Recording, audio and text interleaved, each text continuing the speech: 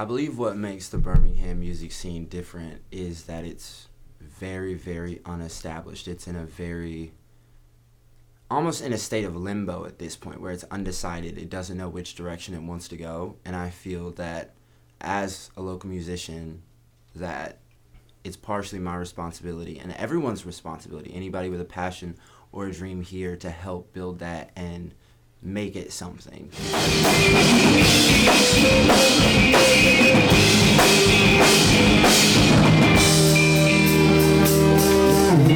With golden eyes, all the pain, lullaby.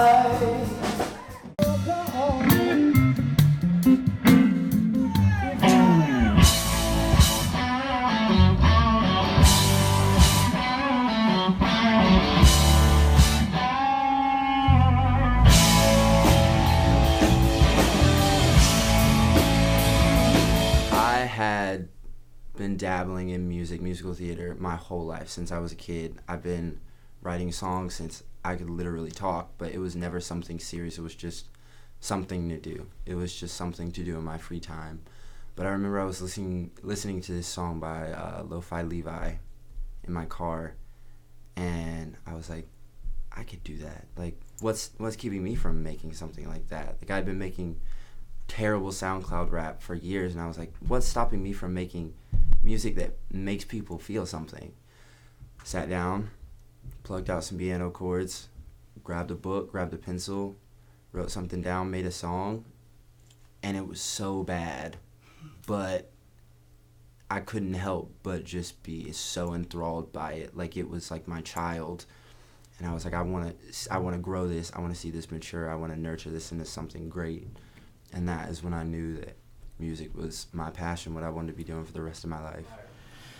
You know what? It was just one of those things that was in my spirit when I was a little baby, and I beat on crap, like sure you did when you were little. And my mom and dad finally was like, all right, we're gonna get them a toy kit. And then they had a bookmobile, and I went and bought the nursery stuff, and I bought all the Sesame Street records, and I would play along to that on the, when you had records.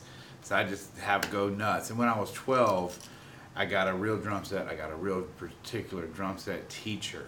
And that's when I realized how little I knew about applying the drums to music versus just playing along with headphones in your room thinking you sound decent.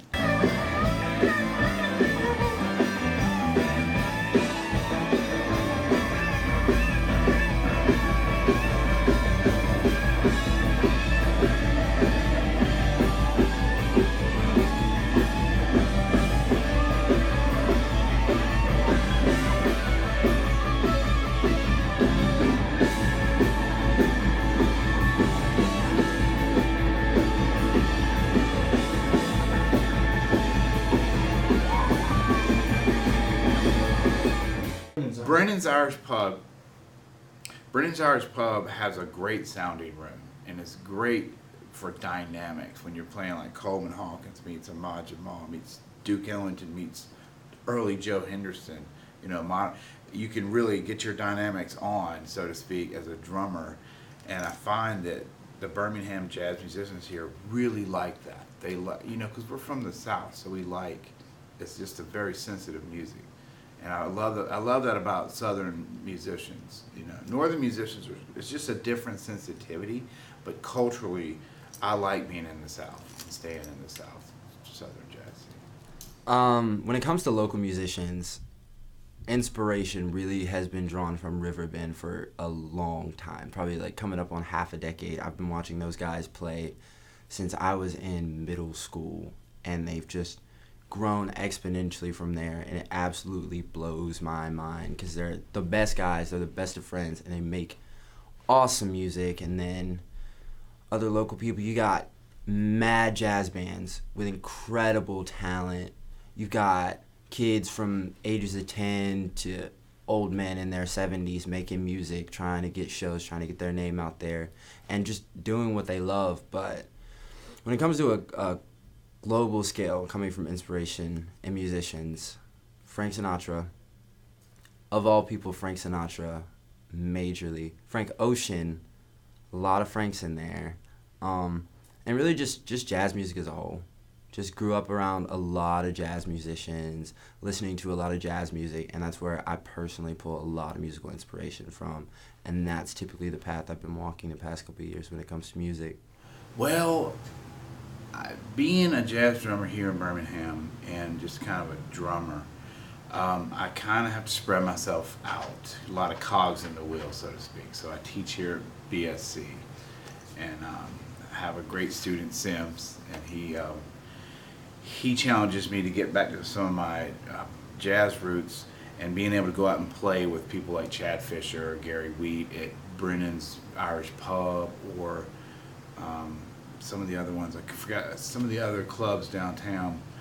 You couple that with teaching, and I teach a lot on Skype and Facebook globally. So it helps me not be able to, just do a normal day job, and just being an artist. I'm really blessed to be in Birmingham at the time we're in now, because it's so fertile. It's such fertile soil. It's not super overgrown. It's not like a stereotypical massive city or music city. But at the same time, there's a lot of cool things going on. There's a lot of, even within food, music, art, everything, it's kind of growing. There's always something new downtown. There's always new inspiration. There's always new artists. And I think it's awesome. There's so much cool stuff going on in Birmingham. There's a lot of cool DIY things. Because that I would say is another benefit of technology and music, is the ability for musicians to communicate like this. Birmingham has so many just do-it-yourself shows, so many random events, so many interesting places and venues, because you have this network of artists being able to get together and put those things on, and that's super cool. The Birmingham jazz scene is a little bigger than you would think. It just takes a while to dig guys up. It's kind of like New York. It's just there's the same level of talent. It's just a lot less of it. So I wouldn't say it's struggling in the sense of talent or music. It's just less of it and less places to play. But to supplement that, I do private parties, weddings that we play jazz at. Making a solo project right out of high school was a bit tedious, and it was kind of hard because, especially here in Birmingham, when it comes to music, it feels like there's this unnecessary feeling of competition, and that, no one here is worth your time, looking into. Yeah. I feel like on a higher level, people believe that, so you kind of feel like you're alone, like you're a tiny fish in this massive sea, and you got to make things happen on your own. And you can make things happen on your own, like I did with that solo project, but moving forward, it's working with other people and realizing that the music scene here doesn't have to be about who's booking what gigs, who's getting paid what, who's playing what festivals. It can just be about music and art. There's so many people in Birmingham, because honestly, there are the people I maybe look up to more as an elder, like Holiday Gunfire and Les Newby, and all kinds of artists. But also, I'd say my biggest influences are my colleagues, like Avi, Lasting Impressions, all the stuff going on locally, the people we've gotten to play with. It's just been really, really neat to see, me and this band taking the endeavor of digging into our artistry, trying to create something, and Birmingham's kind of given us this mecca of, we found all these other people doing the same thing.